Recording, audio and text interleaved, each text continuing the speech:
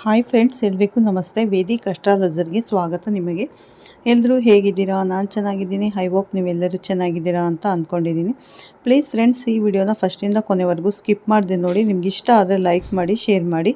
ಹೊಸದಾಗಿ ನೋಡ್ತಾ ಇರೋರು ಫಸ್ಟ್ ವೇದಿಕ್ ಅಸ್ಟ್ರಾಲಜರ್ಗೆ ಸಬ್ಸ್ಕ್ರೈಬ್ ಮಾಡ್ಕೊಳ್ಳಿ. ಹಾಗೆ ಪಕ್ಕದಲ್ಲಿರೋ ಬೆಲ್ಲೈಕನ್ ಕೂಡ ಕ್ಲಿಕ್ ಮಾಡಿ. ನಾವು ಹಾಕೋ ಪ್ರತಿಯೊಂದು ವಿಡಿಯೋ ನೋಟಿಫಿಕೇಷನ್ಗೆ ಬರುತ್ತೆ. ಈ ವಿಡಿಯೋ ಇಷ್ಟ ಆದರೆ ಓಂ ನಮಃ ಶಿವಾಯ ಅಂತ ಒಂದು ಕಮೆಂಟ್ ಕೊಡೋದನ್ನು ಖಂಡಿತ ಮರಿಬೇಡಿ ಸ್ನೇಹಿತರೆ. ಶತ್ರುಜಯ ಅಂದರೆ ಇವಾಗ ನಾನು ತಿಳಿಸ್ಕೊಡ್ತಾ ಇದ್ದೀನಿ ಮಕರ ರಾಶಿ ಬಗ್ಗೆ. ಶತ್ರುಗಳ ನಿರ್ನಾಮ ಇಷ್ಟು ದಿವಸ ಶತ್ರುಗಳಾಗಿದ್ದವರು ನಿಮ್ಮ ಮಿತ್ರರು ಕೂಡ ಆಗ್ತಾರೆ. ನಿಮ್ಮ ಮಕ್ಕಳ ವಿಚಾರವಾಗಿ ಒಂದು ಸಿಹಿ ಸುದ್ದಿ ಕೂಡ ಕೇಳಲಿದ್ದೀರಿ ಸ್ನೇಹಿತರೆ. ನೀವು 5ನೇ ಮನೆ ಸಂತಾನ ರಾಶಿ ಆಗಿರೋದ್ರಿಂದ ಬುಧ ಅಲ್ಲಿ ಹೋಗಿರೋದ್ರಿಂದ ನಿಮ್ಮ ಮಕ್ಕಳ ಬುದ್ಧಿ ಚಾತುರ್ಯಕ್ಕೆ, ಅವರ ಟ್ಯಾಲೆಂಟ್ಗೆ ತಕ್ಕಂಥ ಮಾನ ಸನ್ಮಾನಗಳು ಕೂಡ ಸಿಗುತ್ತೆ. ಈ ವಿಡಿಯೋ ಇಷ್ಟ ಆದರೆ ಓಂ ನಮಃ ಶಿವಾಯ ಅಥವಾ ಒಂದು ಕಮೆಂಟ್ ಕೊಡೋದನ್ನು ಖಂಡಿತ ಮರಿಬೇಡಿ. ಓಂ ಶ್ರೀ ಗಣೇಶಾಯ ನಮಃ, ಓಂ ಶ್ರೀ ಗುರುಭ್ಯೋ ನಮಃ, ಓಂ ಶ್ರೀ ಸರಸ್ವತಿಯೇ ನಮಃ. ಮಾತೃದೇವೋ ಭವ, ಪಿತೃದೇವೋ ಭವ, ಆಚಾರ್ಯ ದೇವೋ ಭವ. ಸ್ನೇಹಿತರೆ, ಬನ್ನಿ ನಾವು ಇವಾಗ ವಿಡಿಯೋನ ಸ್ಟಾರ್ಟ್ ಮಾಡೋಣ. ಈ ಮೇ ತಿಂಗಳಲ್ಲಿ ಅಂದರೆ ಇದು ಮಾಸ ಭವಿಷ್ಯ. ಪ್ರತಿ ತಿಂಗಳು ನಮ್ಮ ಚಾನಲಲ್ಲಿ ಪ್ರತಿ ತಿಂಗಳು ನಾನು ಭವಿಷ್ಯವನ್ನು ತಿಳಿಸ್ಕೊಡ್ತಾ ಇರ್ತೀನಿ. ಈ ಮಾಸದಲ್ಲಿ ಯಾವ ರೀತಿ ಇದೆ ಗ್ರಹಗಳ ಫಲಾಫಲ ಅನ್ನೋದನ್ನು, ಗೋಚಾರ ಯಾವ ಥರ ಇದೆ ಅಂತಕ್ಕಂಥದ್ದನ್ನು ತಿಳ್ಕೊಳ್ಳೋಣ ಬನ್ನಿ. ಮೊದಲನೇದಾಗಿ ಸೂರ್ಯ ಮೇ 15ಕ್ಕೆ ವೃಷಭ ರಾಶಿಯನ್ನು ಪ್ರವೇಶ ಮಾಡ್ತಾ ಇದ್ದಾರೆ. ಬುಧ 14ರವರೆಗೂ ಮೇಷರಾಶಿಯಲ್ಲಿದ್ದು ತದನಂತರ ವೃಷಭ ರಾಶಿಗೆ ಬರ್ತಾ ಇದ್ದಾರೆ. ಶುಕ್ರ ಸ್ವಂತ ಮನೆಯಿಂದ ಮಿಥುನ ರಾಶಿ ಅಂದರೆ ಸ್ನೇಹ ರಾಶಿಗೆ ಬರ್ತಾ ಇದ್ದಾರೆ. ಮತ್ತು ಮೇ 15ನೇ ತಾರೀಕು ಪ್ರಯಾಣ ಮಾಡ್ತಾ ಇದ್ದಾರೆ. ಮತ್ತು ಗುರು ಸ್ವಂತ ನಕ್ಷತ್ರದಲ್ಲಿ ಪುನರ್ವಸು ನಕ್ಷತ್ರದಲ್ಲಿ ಮಿಥುನ ರಾಶಿಯಲ್ಲಿ ಇದ್ದರೆ, ಶನಿ ಉತ್ತರ ಭಾದ್ರ ನಕ್ಷತ್ರದಲ್ಲಿ ಇದ್ದುಕೊಂಡು ಸ್ವಂತ ನಕ್ಷತ್ರದಲ್ಲಿ ಮೀನ ರಾಶಿಯಲ್ಲಿ ಇದ್ದಾರೆ. ರಾಹು ಕೂಡ ಸ್ವಂತ ನಕ್ಷತ್ರದಲ್ಲಿ ಅಂದರೆ ಶತಭಿಷ ನಕ್ಷತ್ರದಲ್ಲಿ ಕುಂಭ ರಾಶಿಯಲ್ಲಿದ್ದಾರೆ. ಕೇತು ಮತ್ತು ಕೂಡ ಸ್ವಂತ ನಕ್ಷತ್ರದಲ್ಲಿ ಅಂದರೆ ಮುಖ ನಕ್ಷತ್ರದಲ್ಲಿ ಸಿಂಹ ರಾಶಿಯಲ್ಲಿದ್ದಾರೆ. ಗ್ರಹಗಳು ಈ ತಿಂಗಳು ಹೆಚ್ಚು ಕಮ್ಮಿ ಒಂದು ಸೂರ್ಯ 15ನೇ ತಾರೀಕಿನವರೆಗೂ ಉಚ್ಚನಾಗಿದ್ದರೆ, ಕುಜ ಮತ್ತು 11ನೇ ತಾರೀಕು ಮೇಷರಾಶಿಗೆ ಪ್ರಯಾಣ ಮಾಡ್ತಾ ಇದ್ದಾರೆ. ಮೇಷರಾಶಿಗೆ ಕುಜರಿಗೆ ಸ್ವಂತ ರಾಶಿ, ಶುಕ್ರ ಮತ್ತು ವೃಷಭ ರಾಶಿ ಸ್ವಂತ ರಾಶಿ, ಗುರು ಮತ್ತು ಸ್ವಂತ ನಕ್ಷತ್ರ ಶನಿ. ಅಂದರೆ ಶನಿ ಕೂಡ ಇವಾಗ ಸ್ವಂತ ನಕ್ಷತ್ರ, ರಾಹುಕೇತುಗಳು ಕೂಡ ಸ್ವಂತ ನಕ್ಷತ್ರಗಳಾಗಿದ್ದಾರೆ. ಅಂದರೆ ಈ ಥರ ಪರಿಸ್ಥಿತಿ ಇದ್ದಾಗ ಗ್ರಹಗಳು ಅನಾನುಕೂಲಕರವಾಗಿದ್ದರೂ ಕೂಡ ಆ ನೆಗೆಟಿವ್ ಅನ್ನೋದು ಕಮ್ಮಿ ಇರುತ್ತೆ. ನಾವು ಚೆನ್ನಾಗಿ ಅರ್ಥ ಮಾಡ್ಕೋಬೇಕು ಸ್ನೇಹಿತರೆ. ಒಂದು ಗ್ರಹ ಸ್ವಂತ ಮನೆಯಲ್ಲಿದ್ದರೆ, ಸ್ವಂತ ನಕ್ಷತ್ರದಲ್ಲಿದ್ದರೆ, ಉಚ್ಚನಾಗಿದ್ದರೆ, ಅನಾನುಕೂಲ ಸ್ಥಿತಿಯಲ್ಲಿದ್ದರೆ ಅದರ ನೆಗೆಟಿವ್ ಪರಿಣಾಮ ಕಮ್ಮಿ ಇರುತ್ತೆ. ಒಂದು ವೇಳೆ ಅದು ಅನುಕೂಲ ಪರಿಸ್ಥಿತಿಯಲ್ಲಿ ಇದ್ದರೆ ಬರ್ತಕ್ಕಂಥ ಬೆನಿಫಿಟ್ಟು ಡಬಲ್ ಆಗಿರುತ್ತೆ. ಇದು ಈ ತಿಂಗಳು ವಿಶೇಷತೆ. ಹಾಗೆ ನಾವು ಒಂದೊಂದು ರಾಶಿಯಾಗಿ ಮತ್ತೆ ತಿಳ್ಕೊಳ್ಳೋಣ. ಮುಂದಿನ ರಾಶಿ ಮಕರ ರಾಶಿ. ಮಕರ ರಾಶಿಯವರು ಸಾಕಷ್ಟು ಸಮಯದಿಂದ ಇದ್ದೀರಿ, ನೋವುಗಳನ್ನು ಅನುಭವಿಸಿದ್ದೀರಿ ಮತ್ತು ಬಂಧು ವರ್ಗದಲ್ಲಿ, ಬಂಧು ಮಿತ್ರರಲ್ಲಿ ಎಗನೆಸ್ಟ್ ಆಗಿದ್ದನ್ನು ನೋಡಿದ್ರಿ. ಯಾಕಂದರೆ ರಾಶಿಯಲ್ಲೇ ಕೂತ್ಕೊಂಡಿರ್ತಕ್ಕಂಥ ನಿಮಗೆ ಕುಟುಂಬ ಸ್ಥಾನದಲ್ಲಿ ಇರುವಂತಹ ರಾಹು ಸಂಬಂಧಗಳನ್ನು ಕೂಡ ಡಿಸ್ಟರ್ಬ್ ಮಾಡಿದರು. ದುಡ್ಡು ಕೂಡ ನಷ್ಟ ಆಗೋ ಥರ ಮಾಡಿದರು. ಅಷ್ಟಮದಲ್ಲಿ ಇದ್ದಿದ್ರೆ ಕೇತು ದುಡ್ಡು ಕಳ್ಕೊಂಡಿದ್ದು, ಜೊತೆಗೆ ನೋವನ್ನು ಕೂಡ ಅನುಭವಿಸೋ ಥರ ಮಾಡಿದರು. 8ನೇ ಮನೆಯಲ್ಲಿ ಇರ್ತಕ್ಕಂಥ ಕೇತು ನಿಮಗೆ ಒಂದು ರೀತಿ ಟಾರ್ಚರ್ ಥರನೂ ಕೊಡ್ತಾರೆ. ಆರೋಗ್ಯದಲ್ಲಿ ಕೂಡ ಏರುಪೇರು ಮಾಡ್ತಾರೆ. ಗಣಪತಿಯನ್ನು ಆರಾಧನೆ ಮಾಡಿ. ಸಂಕಷ್ಟ ಚತುರ್ಥಿ ಮಾಡ್ತಾ ಇದ್ದೀರಿ, ಕಂಟಿನ್ಯೂ ಮಾಡಿ. ಮತ್ತು 2ನೇ ಮನೆಯಲ್ಲಿ ರಾಹು ಭಗವಾನು ಇರೋದ್ರಿಂದ ಅನ್ನೆಸೆಸರಿಯಾಗಿ ಮಾತಾಡೋಕ್ಕೆ ಹೋಗಬೇಡಿ. ಯಾಕಂದರೆ ಮಾತಿನ ಮುಖಾಂತರ ದೋಷ ಬರುವಂಥದ್ದು.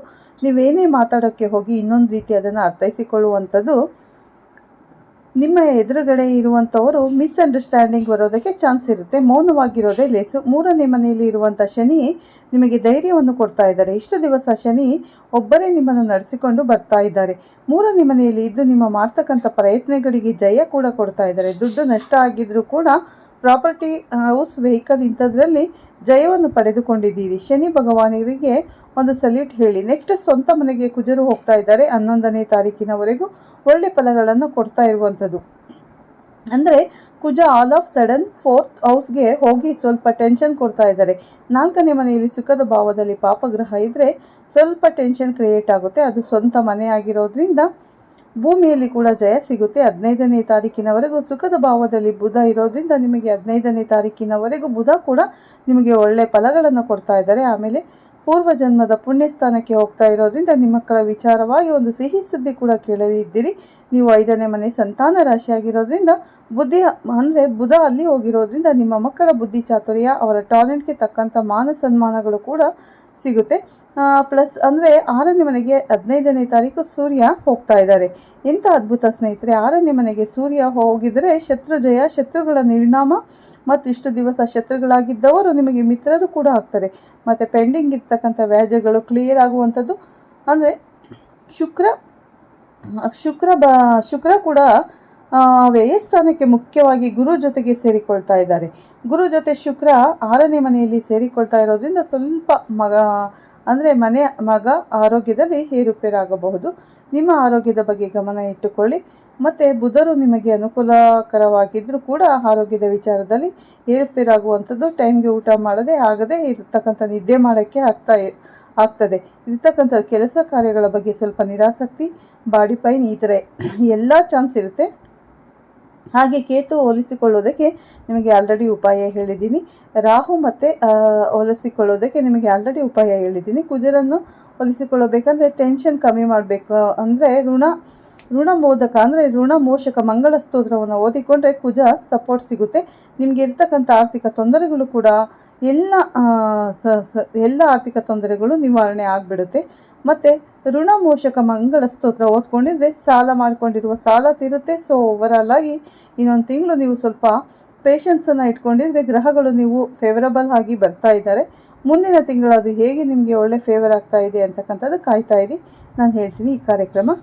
ಅಂದರೆ ಈ ವಿಡಿಯೋನ ಇಲ್ಲೇ ಮುಗಿಸ್ತಾ ಇದ್ದೀನಿ. ಕೆಲವು ಟಿಪ್ಸನ್ನು ತಿಳ್ಕೊಳ್ಳೋಣ. ಕಳೆದ ತಿಂಗಳು ಕೂಡ ನಾವು ವಾಸ್ತು ರಿಲೇಟೆಡ್ ಕೆಲವು ಟಿಪ್ಸನ್ನು ಮಾಡಿದ್ವಿ. ಈ ತಿಂಗಳಲ್ಲಿ ಕೂಡ ಕೆಲವು ಉಪಯುಕ್ತವಾದ ಟಿಪ್ಸನ್ನು ತಿಳ್ಕೊಳ್ಳೋಣ. ಇದು ನಿಮ್ಮ ದಿನನಿತ್ಯದ ಜೀವನದಲ್ಲಿ ಅಳವಡಿಸಿಕೊಂಡು ಹೆಚ್ಚಿನ ಶುಭ ಫಲಗಳನ್ನು ನೀವು ಪಡೆದುಕೊಳ್ಬೋದು. ಮುಖ್ಯವಾಗಿ ತುಳಸಿ ಆರಾಧನೆ ಅಂದರೆ ಯಾವ ಮನೆಯಲ್ಲಿ ಮಾಡುವುದಿಲ್ಲ, ಎಲ್ಲರ ಮನೆಯಲ್ಲಿ ತುಳಸಿ ಆರಾಧನೆ ಮಾಡ್ತೀವಿ. ತುಳಸಿ ಅಂದರೆ ಪರಮ ಭಕ್ತಿ. ಎಲ್ಲರಿಗೂ ಕೂಡ ಈ ತುಳಸಿ ಗಿಡ ಅಂತಕ್ಕಂಥದ್ದು ಮನೆಯಲ್ಲಿ ಎಲ್ಲಿರಬೇಕು. ಈ ವೈದ್ಯಕೀಯ ಗುಣಗಳ ಇರ್ತಕ್ಕಂಥ ದೈವಿಕ ಶಕ್ತಿ ಇರುವಂಥ ಈ ತುಳಸಿ ಗಿಡ ಮನೆಯಲ್ಲಿ ಎಲ್ಲಿದ್ರೆ ನಮಗೆ ಅನುಕೂಲ ಆಗುತ್ತೆ. ಯಾವುದೇ ಕಾರಣಕ್ಕೂ ದೇವಮೂಲೆಯಲ್ಲಿ ಇಡಬೇಡಿ. ದೇವಮೂಲೆಯಲ್ಲಿ ನೀವು ತುಳಸಿ ಕಟ್ಟೆಯನ್ನು ನಿರ್ಮಾಣ ಮಾಡಿಕೊಳ್ಳುವುದರಿಂದ ಅಲ್ಲಿಂದ ಬರ್ತಕ್ಕಂಥ ದೈವ ಶಕ್ತಿಯನ್ನು ತೊಡೆದು ನಮ್ಮ ಮನೆ ಒಳಗಡೆ ಬರದಿರಲು ಸ್ಟಾಪ್ ಮಾಡುತ್ತೆ. ಅದಕ್ಕಾಗಿ ನಿಮ್ಮ ಮನೆಯ ಆವರಣದಲ್ಲಿ ಅಥವಾ ನಿಮ್ಮ ಮನೆಯ ಮುಂಬಾಗಿಲಿಗೆ ಲೆಫ್ಟ್ ಸೈಡ್ ಅಥವಾ ರೈಟ್ ಸೈಡ್ ಅಂದರೆ ನೀವು ವಾಯುಮೂಲೆಗೆ ಅಥವಾ ಅಗ್ನಿಮೂಲೆಯಲ್ಲಿ ಇಡುವಂಥದ್ದು ಶ್ರೇಷ್ಠ. ವಾಯುಮೂಲೆ ಅಥವಾ ಅಗ್ನಿಮೂಲೆಗೆ ನೀವು ತುಳಸಿಯನ್ನು ಇಡುವಂಥ ಶ್ರೇಷ್ಠ. ಹಾಗೆ ತುಳಸಿ ಮನೆ ಒಳಗಡೆ ಬೆಳೆಸಬಾರದು. ತುಳಸಿ ಯಾವಾಗಲೂ ಕೂಡ ಮನೆ ಹೊರಗಡೆನೇ ಇರಬೇಕು. ತುಳಸಿಗೆ ನೀರು ಹಾಕಬೇಕಂದ್ರೆ ಬಿಸಿಲು ಕಮ್ಮಿ ಇರ್ತಕ್ಕಂಥ ಟೈಮಲ್ಲಿ ಬೆಳಗಿನ ಜಾವ ಬ್ರಾಹ್ಮಿ ಮುಹೂರ್ತದಲ್ಲಿ ನೀವು ತುಳಸಿ ಗಿಡಕ್ಕೆ ನೀರು ಹಾಕೋದ್ರಿಂದ ಹೆಚ್ಚಿನ ಫಲಗಳನ್ನು ನೀವು ಪಡ್ಕೋತೀರಿ ಸ್ನೇಹಿತರೆ. ಮನಿ ಪ್ಲಾಂಟನ್ನು ಕೂಡ ಮನೆಗೆ ಆವರಣದಲ್ಲಿ ವಾಯುಮೂಲೆ ಅಥವಾ ನೀವು ಅಗ್ನಿಮೂಲೆಯಲ್ಲಿ ಇಡೋದ್ರಿಂದ ನಿಮಗೆ ಹೆಚ್ಚಿನ ಫಲಗಳು ಬರುತ್ತೆ. ಯಾವುದೇ ಗಿಡಗಳು ಕೂಡ ನಮ್ಮ ಮನೆಗೆ ಬರ್ತಕ್ಕಂಥ ದೈವ ಶಕ್ತಿಯನ್ನು ತಡೆಯೋ ಥರ ಇರಬಾರ್ದು. ಬಾಗಿಲಿಗೆ ಆ ಕಡೆ ಈ ಕಡೆ ವಾಯುಮೂಲೆ ಅಗ್ನಿಮೂಲೆಯಲ್ಲಿ ನೀವು ಇಟ್ಕೋಬೇಕು. ಮನೆ ಒಳಗಡೆ ನೀವು ಅಕ್ವೇರಿಯಂ ಇಟ್ಕೊಳ್ಳೋದ್ರಿಂದ ಎಷ್ಟೋ ಉಪಯುಕ್ತಗಳು ಕೂಡ ಇದ್ದಾಗ ಅಕ್ವೇರಿಯಮಲ್ಲಿ ನೀವೇನಾದರೂ ಕಪ್ಪು ಫಿಶ್ಶು ಈ ಥರದ ಇಟ್ಕೊಂಡಿದ್ರೆ ಮನೆಗೆ ಏನಾದರೂ ದೃಷ್ಟಿಯಾಗಿದ್ದರೆ ಅದರ ಮೇಲೆ ಬೀಳುತ್ತೆ, ಅದು ತಗೊಳುತ್ತೆ. ಮನೆಯಲ್ಲಿ ಮೀನು ಸತ್ತೋದ್ರೆ ಹೆದರ್ಕೊಳ್ಳೋದು ಬೇಕಾಗಿಲ್ಲ. ಮತ್ತೊಂದು ಮೀನನ್ನು ತಗೊಂಡು ಬಂದು ಹಿಡಿ. ಯಾಕಂದರೆ ಮೀನು ಸತ್ತೋಗಿದೆ ಅಂದರೆ ನಿಮ್ಮ ಮೇಲೆ ಬಂದಿರತಕ್ಕಂಥ ನೆಗೆಟಿವ್ ಎನರ್ಜಿಯನ್ನು ಅದು ತಗೊಂಡಿದೆ ಅಂತ. ಮನೆಯಲ್ಲಿ ಕಪ್ಪು ನಾಯಿ ಮತ್ತು ಕಪ್ಪು ಮೇಕೆ ಈ ಥರದ ಏನಾದರೂ ನೀವು ಪ್ರಾಣಿಗಳನ್ನು ಸಾಕೊಳ್ಳೋದ್ರಿಂದ ಕೂಡ ನಿಮಗೆ ತುಂಬ ಅನುಕೂಲ ಆಗುತ್ತೆ. ಒಳಗಡೆ ಲಾಸ್ಟ್ ಟೈಮ್ ಕೂಡ ತಿಳ್ಕೊಂಡಿದ್ದೀರಿ. ಮಿರರ್ ಇಂಥದ್ದೆಲ್ಲ ಕೂಡ ನಾವು ಉತ್ತರದ ಗೋಡೆಗೆ ಹಾಕ್ಕೊಳ್ಳೋದು, ಗಡಿಯಾರ ಉತ್ತರದ ಗೋಡೆಗೆ ಹಾಕ್ಕೊಳ್ಳೋದು ತುಂಬ ಅನುಕೂಲಕರವಾಗಿರುತ್ತೆ. ಬೆಡ್ರೂಮಲ್ಲಿ ಯಾವುದೇ ಕಾರಣಕ್ಕೂ ಕೂಡ ನಿಮ್ಮ ಕಾಟು ಯಾವ ಮೂಲೆಗೂ ತಾಗದೇ ಇರೋದು ತುಂಬ ಒಳ್ಳೆಯದು. ನೀವು ಏನಾದರೂ ಒಂದು ಮೂಲೆಗೆ ಅದು ತಾಗಿದರೆ ಅಂದರೆ ಆ ಮೂಲೆಯ ಭಾರ ಹೆಚ್ಚಾಗಲು ಆ ಮೂಲೆಯ ದೋಷ ಬರುತ್ತೆ ಸ್ನೇಹಿತರೆ. ಹಾಗಾಗಿ ಬೆಡ್ರೂಮಲ್ಲಿ ಯಾವುದೇ ಕಾರಣಕ್ಕೂ ಇಟ್ಕೋಬಾರ್ದು. ಮತ್ತು ಟಾಯ್ಲೆಟ್ ಇಟ್ಕೊಳ್ಬಾರ್ದು. ಮನೆಯ ದೇವಮೂಲೆಯಲ್ಲಿ ನೀವು ಟಾಯ್ಲೆಟ್ ನಿರ್ಮಾಣ ಮಾಡಿಕೊಂಡ್ರೆ ಅದು ತುಂಬ ಪ್ರಾಬ್ಲಮ್ ಆಗುತ್ತೆ ಸ್ನೇಹಿತರೆ. ನೋಡೋದ್ರಲ್ಲ, ಈ ಮೇ ತಿಂಗಳಲ್ಲಿ ಮಕರ ರಾಶಿಯವರ ಭವಿಷ್ಯ ಹೇಗಿದೆ ಅಂತ ಸಂಪೂರ್ಣ ಮಾಹಿತಿನ ನೀಡಿದ್ದೇನೆ. ಈ ವಿಡಿಯೋ ನಿಮಗೆಲ್ಲರಿಗೂ ಇಷ್ಟ ಆಗಿದ್ರೆ ಲೈಕ್ ಮಾಡಿ, ಶೇರ್ ಮಾಡಿ. ಮತ್ತು ಹೊಸದಾಗಿ ನೋಡ್ತಾ ಇರೋರು ನಮ್ಮ ಚಾನಲ್ಗೆ ಸಬ್ಸ್ಕ್ರೈಬ್ ಮಾಡ್ಕೊಳ್ಳಿ. ಹಾಗೆ ಪಕ್ಕದಲ್ಲಿರೋ ಬೆಲ್ ಐಕನ್ ಕೂಡ ಕ್ಲಿಕ್ ಮಾಡಿ. ನಾನು ಹಾಕೋ ಪ್ರತಿಯೊಂದು ವಿಡಿಯೋ ನೋಟಿಫಿಕೇಷನ್ಗೆ ಬರುತ್ತೆ. ಈ ವಿಡಿಯೋ ಇಷ್ಟ ಆಗಿದ್ರೆ ಓಂ ನಮಃ ಶಿವಾಯ ಅಥವಾ ಓಂ ಗಣಪತಿಯೇ ನಮಃ ಅಂತ ಒಂದು ಕಮೆಂಟ್ ಕೊಡೋದನ್ನು ಮರಿಬೇಡಿ. ಅಥವಾ ಓಂ ಶ್ರೀ ಗುರು ರಾಘವೇಂದ್ರಾಯ ನಮಃ ಅಂತ ಕೂಡ ಒಂದು ಕಮೆಂಟನ್ನು ಕೊಡಿ ಸ್ನೇಹಿತರೆ. ಈ ವಿಡಿಯೋನ ಇಲ್ಲೇ ಮುಗಿಸ್ತೀನಿ. ಮತ್ತೆ ಸಿಗ್ತೀನಿ ನಿಮಗೆ ಉತ್ತಮ ರಾಶಿ ಭವಿಷ್ಯದೊಂದಿಗೆ ಅಂತ ಹೇಳ್ತಾ ವಿಡಿಯೋನ ಎಂಡ್ ಮಾಡ್ತಾ ಇದ್ದೀನಿ. ಎಲ್ಲರಿಗೂ ಧನ್ಯವಾದಗಳು ಸ್ನೇಹಿತರೆ. ಎಲ್ಲರಿಗೂ ಒಳ್ಳೆಯದಾಗಲಿ ಅಂತ ನಾನು ಕೂಡ ದೇವರಲ್ಲಿ ಪ್ರಾರ್ಥನೆಯನ್ನು ಮಾಡ್ತೀನಿ. ಪ್ರತಿಯೊಬ್ಬರು ಮಕರ ರಾಶಿಗೂ ಈ ವಿಡಿಯೋವನ್ನು ಶೇರ್ ಮಾಡೋದನ್ನು ಖಂಡಿತ ಮರಿಬೇಡಿ ಸ್ನೇಹಿತರೆ. ನಿಮ್ಮ ಸ್ನೇಹಿತರಿಗೆ ಮತ್ತು ಸಂಬಂಧಿಗಳಿಗೆ ವಿಡಿಯೋನ ಶೇರ್ ಮಾಡಿ ಅಂತ ಕೇಳ್ಕೊತೀನಿ. ಓಕೆ ಸ್ನೇಹಿತರೆ, ಎಲ್ಲರಿಗೂ ಧನ್ಯವಾದಗಳು.